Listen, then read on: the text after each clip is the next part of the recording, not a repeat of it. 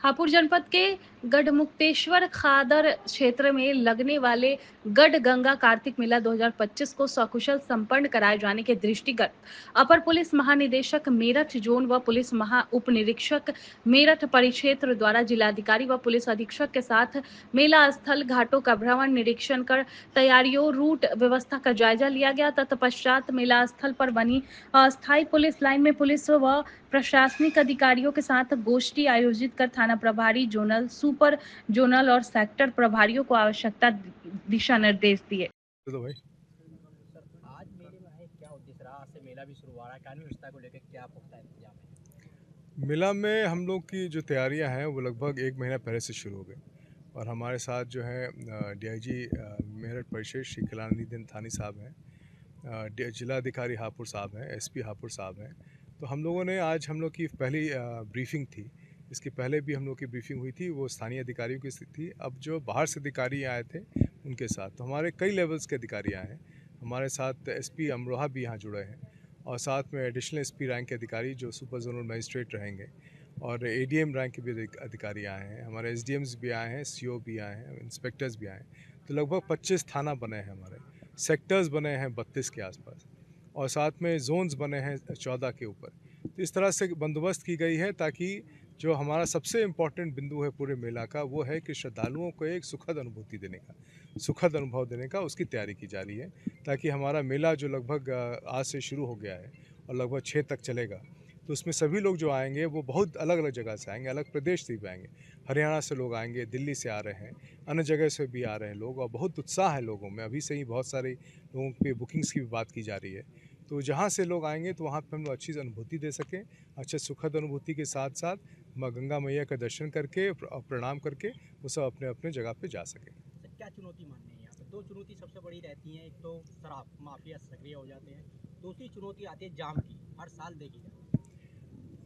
लोक व्यवस्था के संबंध की चुनौतियां हैं यहाँ पे और चुनौतियां जो हैं काफ़ी इसलिए हैं क्योंकि पूरा शहर को बसाया जाता है यहाँ पे और बसाया जाता है, रूट को भी तैयार की जाती है, व्यवस्थाएं भी बनाई जाती हैं। इसी तरह से हमारी ट्रैफिक की भी बंदोबस्त रहती है। हमारे ट्रैफिक का भी यहाँ पे कई ज़िले से आते हैं। यहाँ पे जो नॉर्मल फ्लो है लगभग 10,000 गाड़ियों का है, लाख से ऊपर गाड़ियाँ हो जाती हैं, 2 लाख से ऊपर गाड़ियाँ हो जाती हैं, तो उनको भी व्यवस्थित ढंग से लाना होता है।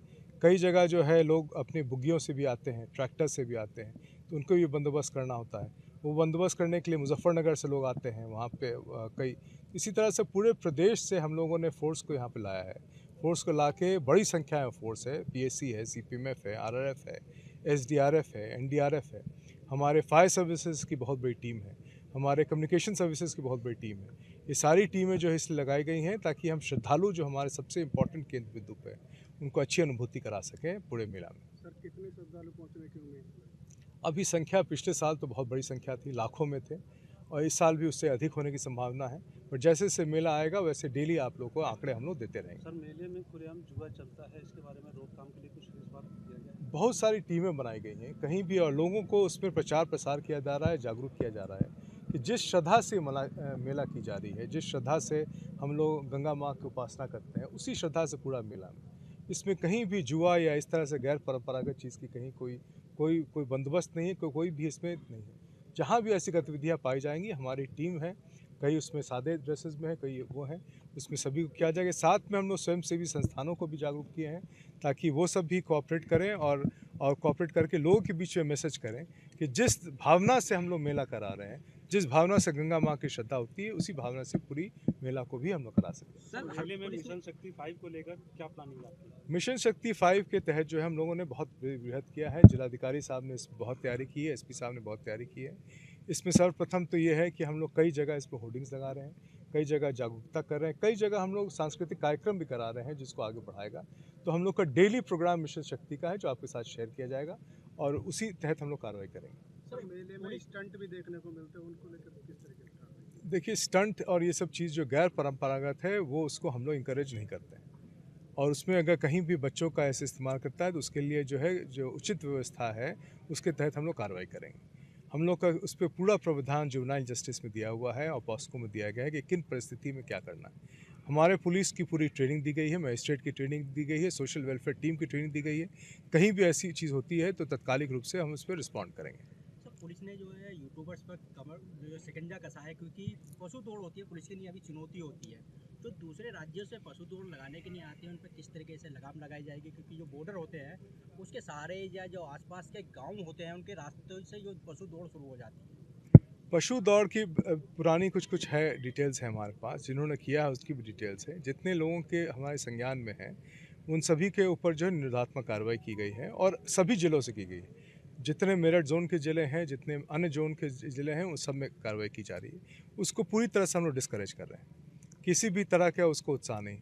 जो लोग करेंगे उसमें पशु क्रूरता के लेके, बल्कि कई लोगों ने इसके ऊपर अपना व्यक्तित्व दिया है अब कि ऐसी चीज़ को हम लोग इंकरेज ना करें। और जहाँ भी ऐसी चीज़ को डिटेक्ट होती है तो जो भी उसके अंदर प्रविधानित नियम है उसके अंतर्गत उनके खिलाफ कार्रवाई होगी। इसको किसी भी परिस्थिति में हम लोग होने नहीं देंगे और इसको टोटली हम लोग डिस्करेज करते हैं। सर हर बार मेले को छेद घोषित किया जाता है, जबकि मेले के बाहर 10 किलोमीटर तक उसके बावजूद ठेका संचालक दारू बेचते हैं। जहाँ जहाँ ऐसी चुनौतियाँ आएंगी